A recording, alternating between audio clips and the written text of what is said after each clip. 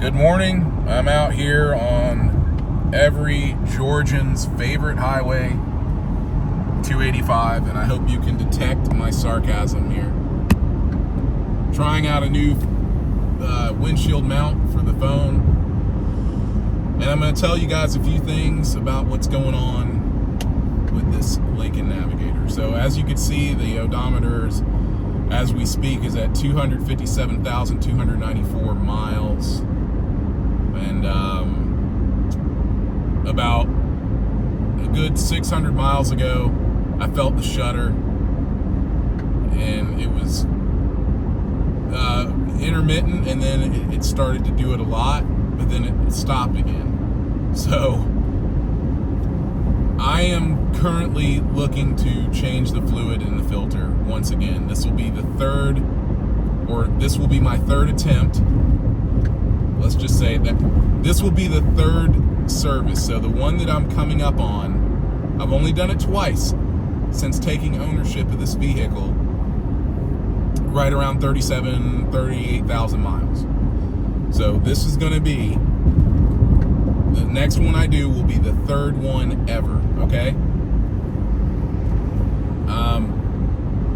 The goal is still 310,000 miles, which is 200,000 miles over when I was told that I would probably need to get another transmission. So still the original transmission. No other maintenance has been done to it. It has not had any work done to the torque converter or anything like that. Nothing. The only thing I've done is, at first I put instant Shudder fix in it, and I did that for a while, and then I gave that up, and I just did a fluid and filter change, and I did it twice. I did them 14,000 miles apart. So 188,000 miles, and then again at 202,000 miles. That's it.